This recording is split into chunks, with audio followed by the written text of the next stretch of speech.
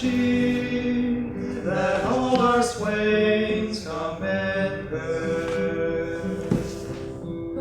Holy, fair, and wise is she, that heaven such grace did lend her, that she might admired be, that she might admired be. Is she kind as she is fair? For beauty lives with kindness. To her eyes love doth repair,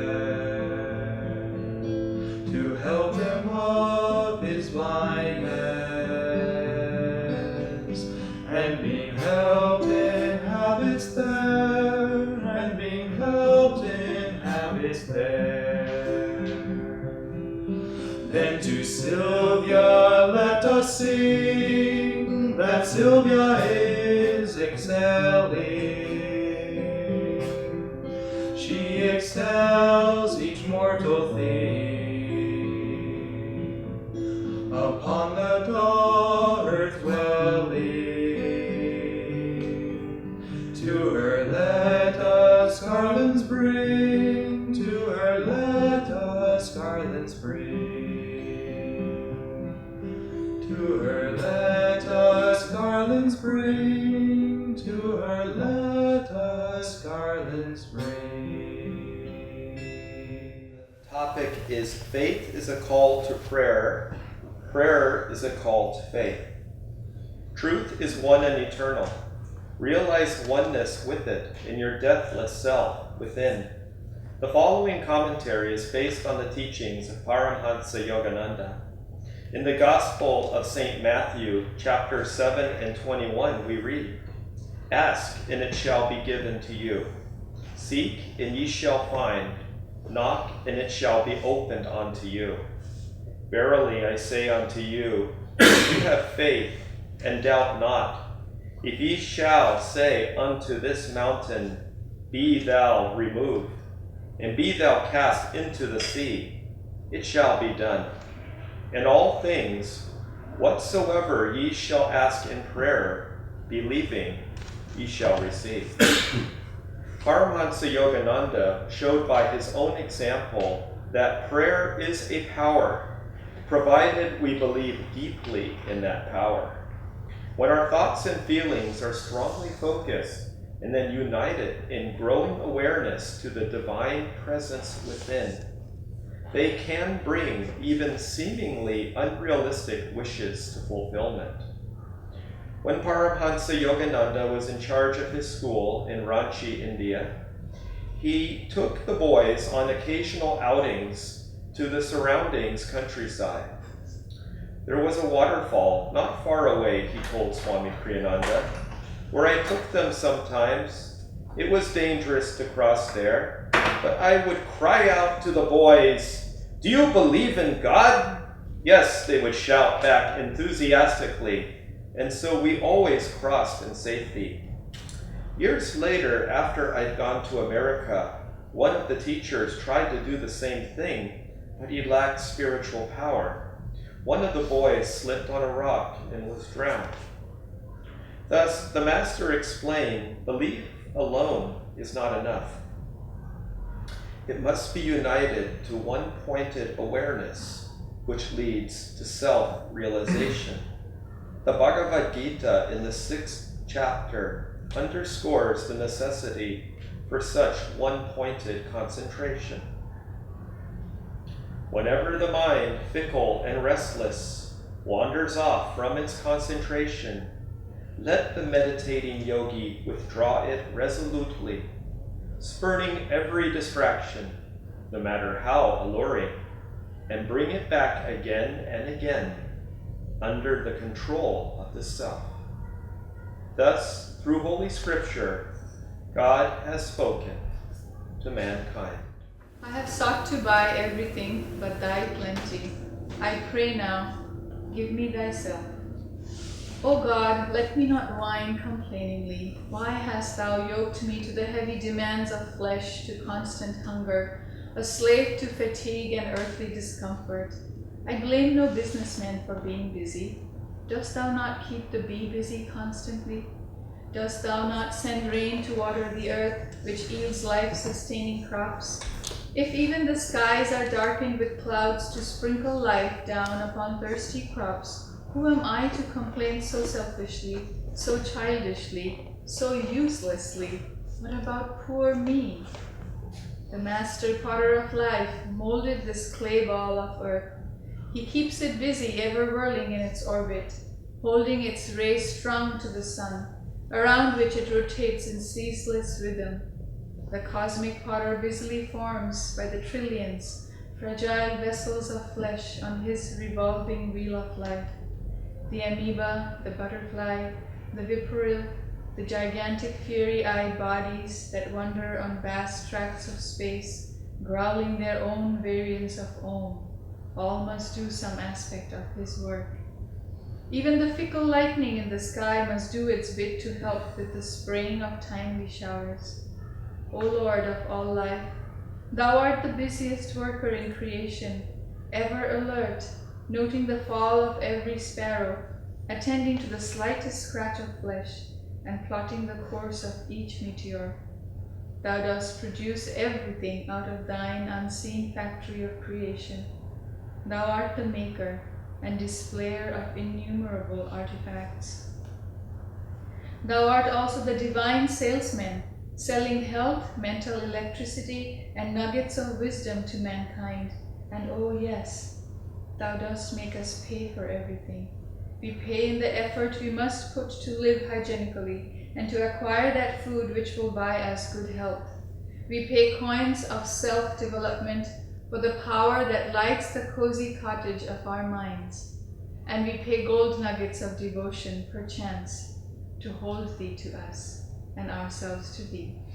We must give energy in one form or another for everything we receive. Only thou, thyself, art not for sale, though some people try to purchase thy favor. O priceless one, what value can be placed on thee?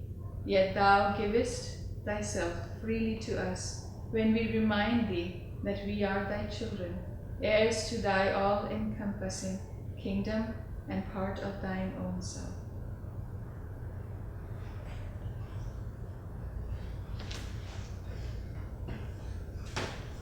Good morning, everyone. Good morning. It's so nice to be here, to be with all of you. So our topic today is faith is a call to prayer, and prayer is a call to faith. In the reading that we all heard, Swami Kriyananda talks to us about the difference between, it's good to understand the difference between faith and belief. So I think belief is absolute necessary to stepping on the spiritual path. There are so many that just sits on the fence and just looking at the spiritual path, or perhaps jumping from one path to the other. We all know, because some of us have gone through this, maybe not in this lifetime, but we have all gone through this exercise. That's a normal human mind. The lack of belief, thinking, is this mine? What if? Should I? Let's look what's happening to people who are doing this. Let's take time. What's the rush? And then gradually we develop belief. Belief helps us to take that first step, to take that first dip into just wetting our feet, so to say, in the water. Belief helps us to hold on to the path, especially in the beginning. But belief has to be tested. Belief has to be experienced. Belief will not stand up to the test of time for too long if it's just belief. What is belief? I believe that the earth is flat. Does that mean anything? Not really. I believe that the earth is the center of the universe. There are so many of us that still believes. But when belief is put to experience, when we experience it, when we experience the divine, when we experience the presence of Divine Mother, when we realize how real she is. Master has taught us to worship God in form of Divine Mother. I think it's one of the greatest things he brought to the West, which needed it very badly. This aspect of God, this aspect of the creative aspect of God, the Om, the Mother of the universe. This softness, Master always used to say, pray to God as a Divine Mother, because Father is, we all know the father figure can be a little distant, loving, yes, supportive, but a little distant from the daily, nitty-gritties of life. The mother is right in it. She's helping us out in every moment. We had a reading yesterday at our satsang. This book is priceless. I mean, if you haven't read this book, if you don't have this book right next to you on your bedside table, you should. Because I think I've read the whole book, but it still surprises us with something that, oh my goodness, this is so beautiful. So we had a reading yesterday where Divine Mother is telling Master that, why do you cry for me? I have always been with you. I am you. And if you so choose to separate me from you and have that I-thou relationship, so be it. But know that I am you. Feel that. And so having that relationship with Divine Mother is our way to, is our path to faith. How do we develop that? Well, by little things. Swamiji, Master, our teachers in the village on this path has shown us just by experimenting, little things. We don't have to put our big trials out there. We can begin with the very little ones. Swamiji had to go to India, and he had exactly I think some amount of money, like $3,000, to buy that ticket to go to India, and his car failed. His car would not run, and he used to live in such a part of the world where the car is a necessity. You can't live without a car. So he told Divine Mother, I have to buy a car. If you want me to go to India, you make sure I get the money to go to India. And I think within a week or so, he gets this check. It's how incredible. He gets this check in the mail, and it's written to Divine Mother. In the memo, I think not Divine Mother, from Divine Mother. And he tells us how many people, especially in that time, about 40 years back, how many people writes checks to the Divine Mother in the West. So she finds, and we know so many sweet, profound, sometimes very important way Divine Mother has stepped in, sometimes very little way she has stepped in, which is so sweet. There is a friend of ours here in LA. She doesn't live with us here anymore. But she wanted this astrological bangle that we all wear. And we all know, if you own one, how expensive it is. So she was not able to afford it at that time, but she always, had that desire, the true desire in her heart. Divine Mother, I would really like to have a bangle. And it seems there was someone else, a second person. That person was driving by the center and just felt this urge that she needs to go into the center, parked her car, went into the center. If I remember correctly, the way that story flows, she went in, found this other person, and just felt this urge to, I want to gift you an astrological bangle. She works through instruments like that. I remember Diksha, this beautiful, very sweet story of, I think, one of the little girls in the village. She had lost her pet, I believe it was a cat, and had made her very sad. She was very sad at that loss. And here was Diksha, I think she was in India, just going around. She had a little bit of free time, and she was browsing through the shops, in India. And she just gets drawn to this little wind chime, and she goes up to the wind chime, and she sees these little pictures of cats, and she just thinks of this little girl. She had no idea because all this was happening back in the village, and here she was in India. She buys that. She feels drawn to buy that. She buys that, and she waits. She comes back to the village. She waits. Christmas was around the corner, and she gives that gift to the little girl. And then later, the girl's mom came up to her and said, "That was such a perfect gift." It was like Divine Mother said to her, "Don't worry, your kittens are all okay."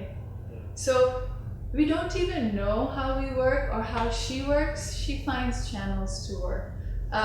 We all know Swami Kriyananda, infinite number of times, has been channels reaching out to each one of us and to everyone around him, has been such an instrument of blessing. Was he aware all the time that he was being the instrument? Maybe not. You don't need to be aware of. What you need to be is, your job, our job, is to be that perfect instrument, to be that channel, always asking Divine Mother. It's not easy.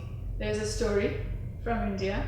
I think it was Vishnu's greatest devotee, Narada. He's asking, "Master, oh Lord, why do people suffer so much? All they have to do is just say your name, just remember you." And as is Vishnu's way, he doesn't say much. So he says, "Of course, Narada, but I have something for you to do. Can you have this?" So gives him a bowl full of oil, filled to the brim.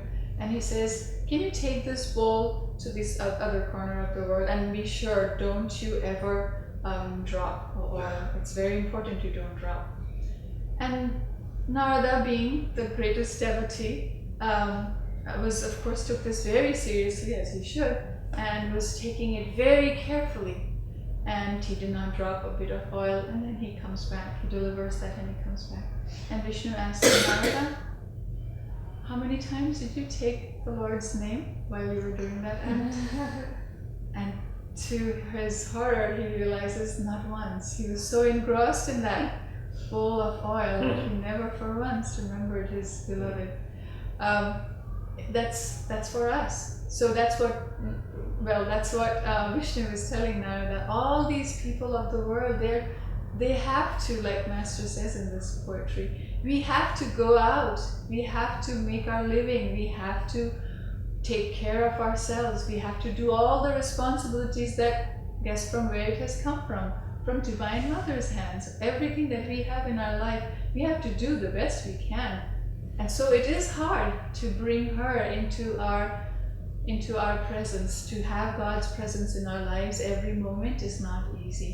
If we are doing it at least twice, very good, we're onto the right track, morning and night. If you can begin to increase that a little bit, checking in every little thing, did I please you, Mother? Just a little check in our hearts. I don't want to please anyone else, and that can be a very hard trap. We have been programmed into pleasing others because we try to. It feels so good when we get praise from people, doesn't it? It feels so bad when we get blame from people. We are trying to find validation from outside ourselves, and that's the ego. But if we make a resolve to say, "I'm not going to please the ego," because that doesn't take me anywhere. It doesn't last long anyways. I mean, how long will I have to go up and down? How long will I ride these waves of praise and blame and sorrow and joy and happiness and sadness? How long? I'm tired. I want to find that place where it always feels uplifting. It always feels joyful. It always feels loving. Take me onto that space, Divine Mother. And the best way to do that is to keep her with us throughout our whole day, in little things and in big. When somebody is really behaving badly with us, to quickly check, because it is her. Do we see Divine Mother in every little thing? Yes, it's easy for me to see her putting on a splendid show in the sunset. Is it easy for me to see her in all the little blames that I'm getting? It is coming from her. It always comes from her. So practicing her presence, And what that leads us is little by little we begin to experience God in our lives. God is not an abstract word. Divine Mother is not an abstract word. She's very, very much existing. We begin to understand that there is this powerful presence in our lives. And what else it does? It helps us to feel that we are not by ourselves. Everything is okay. There was this movie a Hindi movie that came out a couple of years back. So my daughters took to that. So it translated, it says, "It's all good." So, and that was this guy who's the hero of the movie. All throughout the movie, he shows how it's that all good motto, takes you really, a long way. But to make that spiritual, to take that within, it's all good. It is all good. If everything is coming from her, she, who's our mother, who's more close than us, than our earthly mothers, all the mothers that we've had, can we be in bad hands? How can we be in bad hands? And so we begin to see, yes, everything that's happening in our lives is all for a good cause. The good things, the bad things, the darkness, the light, it's all her. But the question is, she's given us a free will. The question is, how long are we going to be playing in this darkness and light? How long are we going to suffer? And she's asking us that. Is it time for you to come home, my child? She's calling to us. And if we say, yes, Mother, I'm coming. I'm not going to play anymore, like Master had said. Please don't give me any more toys. I'm not going to forget you anymore. And then she has to take us back into her lap. She's actually waiting to do that. Yes, she has created delusion. Can you imagine somebody who's dreaming a dream? Can you imagine any aspect of that dream not being part of the dreamer? Every aspect of that dream is a part of the dreamer. This world is a dream of the Divine Mother. Every aspect of this dream is hers. If we begin to understand that, then we truly begin to feel her presence in our lives. And I think it has to be experienced. That's where the faith comes from.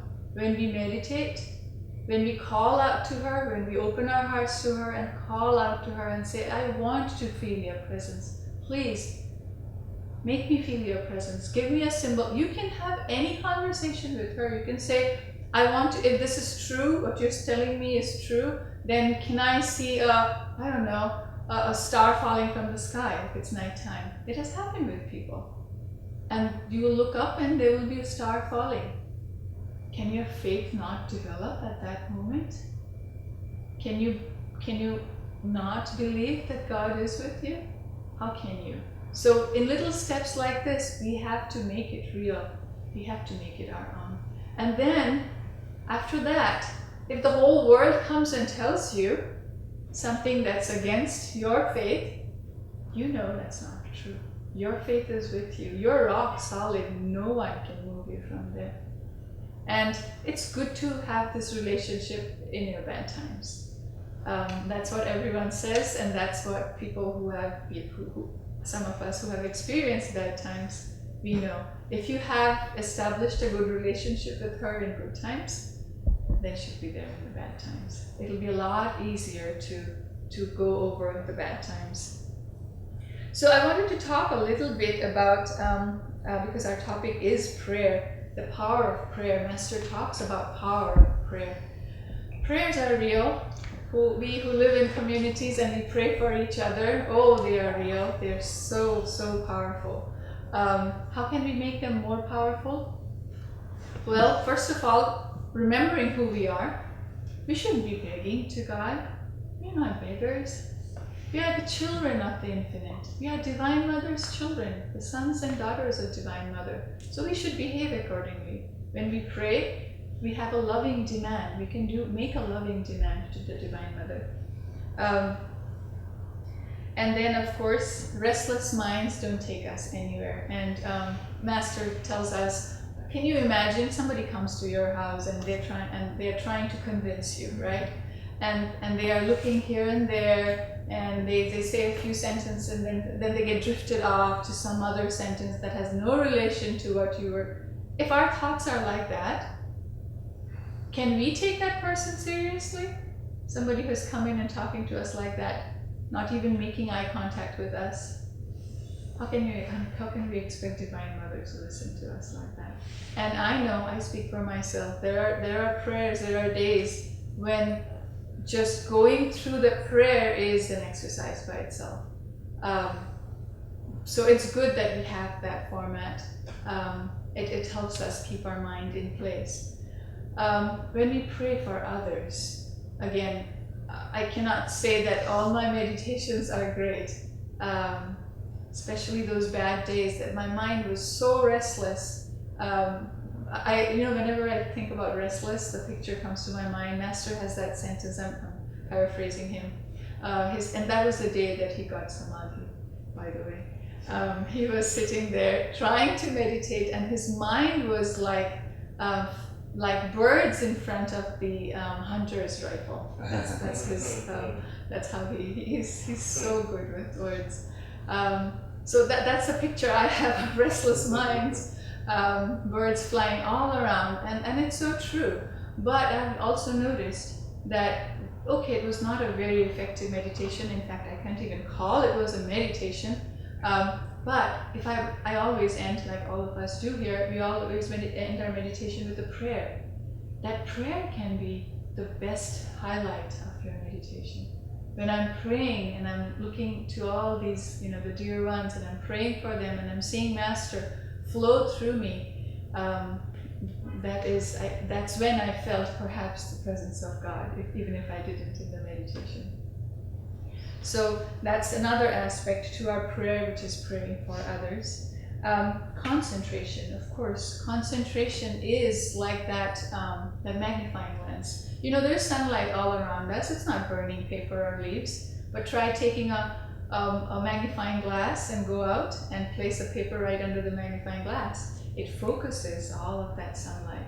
So that's what concentration does. It's a tool seated right here at the seat of will. With the help of will and concentration, we can focus our energies. And what are we trying to focus? Well, that's love. That's love for God. It's devotion. If you cannot light the lamp, because the lamp will not light without the oil. The oil is the devotion. Like Sri Yukeshwar, the Gyan Avatar, he said at the end of his book, you cannot take a step ahead without love. Love is the primary ingredient. So how do we develop devotion? That's a very hard question. There is no straight answer to that. And of course, it's always through self-effort. But how do I begin to love God? I think it comes by grace. At that point, I don't think we can depend upon ourselves. Master has given us so many tools, yes. He has shown us we're going to need energy. If we have to love God, like Paul was saying, we have to love God with all our mind, with all our body, our mind, our soul, and strength. What is the strength? Strength is energy. Nothing happens without energy. We happen to live in a world of energy, including finding God. We're going to need a tremendous amount of energy to find God. And so he's given us tools for that, energization exercise. That's going to raise our energy for sure. I was doing those with people who have never done energization exercise. And I felt inspired to do the whole set. We usually do 10 or maybe 12. I felt inspired to do the whole set. And I could see that they were feeling energies, maybe some of them for the very first time in their life. They were going, whew, what is that? Yes, that's energy, and we have to raise that energy. He has given us tools. He has taught us very specific Hong Sa to calm the mind. When the mind is like the birds, we do Hong Sa. Hong Sa, we visualize I am thou, thou and I, thou and I, and we constantly do that and bring it gradually to this point at the seat of super consciousness. He's given us Kriya. That's the greatest gift. I think the most core aspect of his teaching that he brought to the West is Kriya Yoga. Kriya develops devotion because we are taught to do Kriya with love for God, and when we do that, it deepens devotion.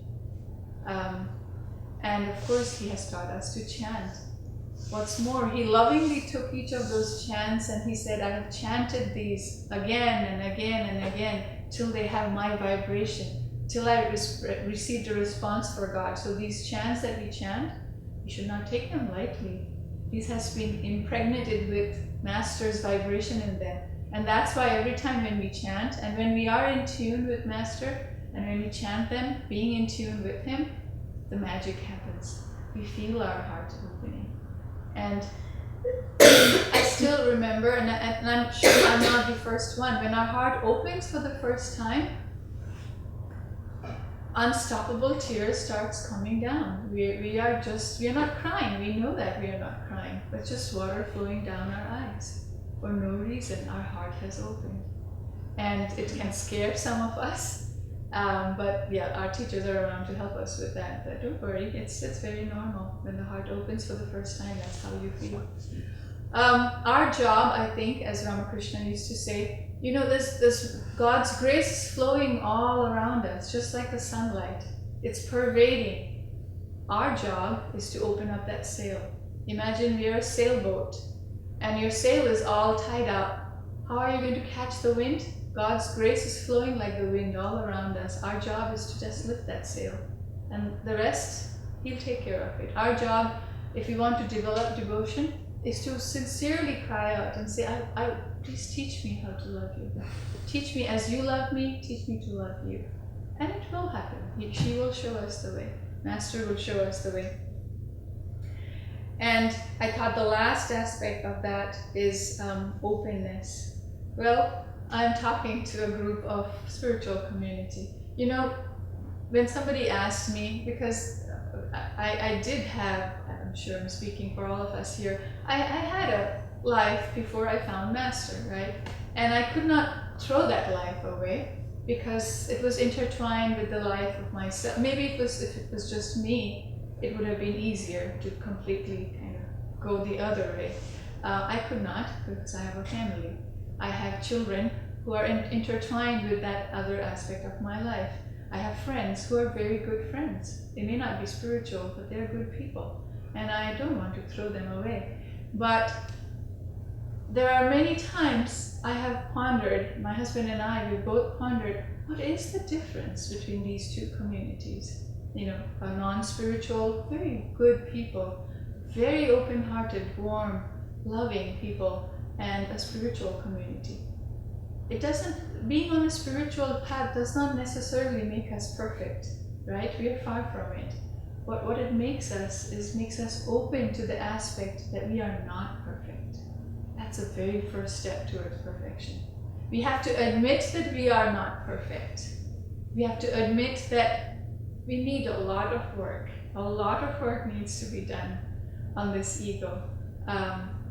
And that openness is a key towards progress. When we are open, we are being disciples. Swami Kriyananda talks at some point of who's a disciple. Among other things, he said, a disciple is somebody who's able to open up their hearts to God and say, I need help. To be humble in that aspect, saying, I'm surrendering my all to you. You show me the way. That's openness. Being open to God, some of us did purification here. That's a prime example of openness. You don't worry about where it's coming from. Our job as disciples is to be always aware, where is Master talking to me from? Which channel is he talking to me from? My eyes, my ears, all my senses are always wide open. I'm like that transmitter and the receiver. I'm always trying to transmit his vibration. I'm always trying to receive, because sometimes Master speaks through most unexpected quarters. The stranger that you maybe bumped into on the pavement says something. So our job is to take everything seriously And of course, not everything is serious, so we take it seriously. We use our discrimination. We check it for what it is, and if it feels like it's coming from Master, we take it. And it doesn't matter what the channel is, because we all know that Divine Mother, Master, the divine always finds a way to come to us.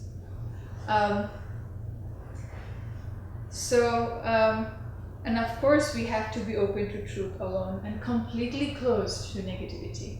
So when we see negativity around us, either we could remove ourselves from that if we don't feel like, I don't have the strength to face this negativity. It's okay to just walk away from that. In negativity in people, we are not shunning the person. We always see who the person is. Part of Divine Mother. How can we not see Divine Mother in everyone?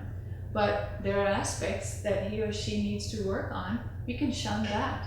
And that's what Swami Kriyananda has taught us. He would literally put a hand like that and say, I'm not going to address that. That negativity in you doesn't exist for me. He completely ignored that. So we don't have to be open to everything. We have to use discrimination. But yes, and to have that discrimination, some people will ask, where do I get that discrimination from? It comes, it's a skill. We get better and better as we practice it, we get better and better at it. That comes from intuition.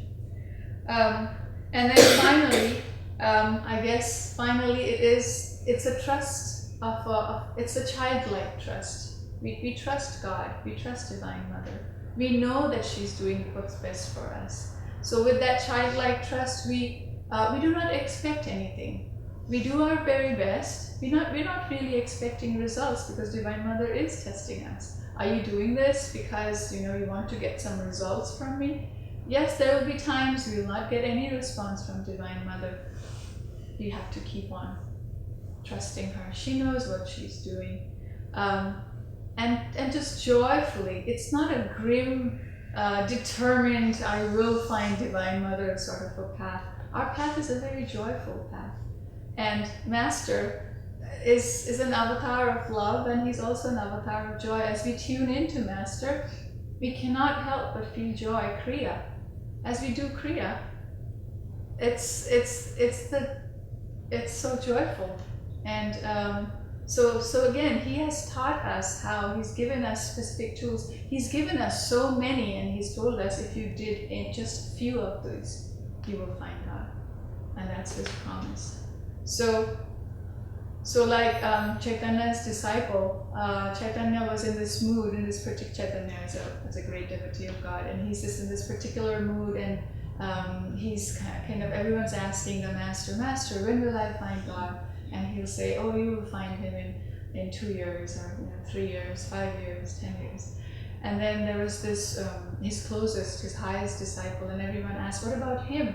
And he looked at him and he said, oh, you will find God in 1 million lifetimes. And everyone gasped, really? How come? And then, that conversation took to other people, and this was going on. And then suddenly they realized this other disciple, he was not amidst them. And they looked outside, and he was dancing with joy outside. And they all went up to him and asked, what are you dancing for now? Because people who were told 10, 15 compared to 2, 3 were feeling dejected and really sad. And here he was just jumping with joy and dancing with joy. And he said, didn't you hear what the Master just said? Didn't you hear? He said, I will find God. So that's what our attitude has to be. We will find God, and we will forget all our sorrows, all our darkness, all our limitations will be gone, and we will be one with him.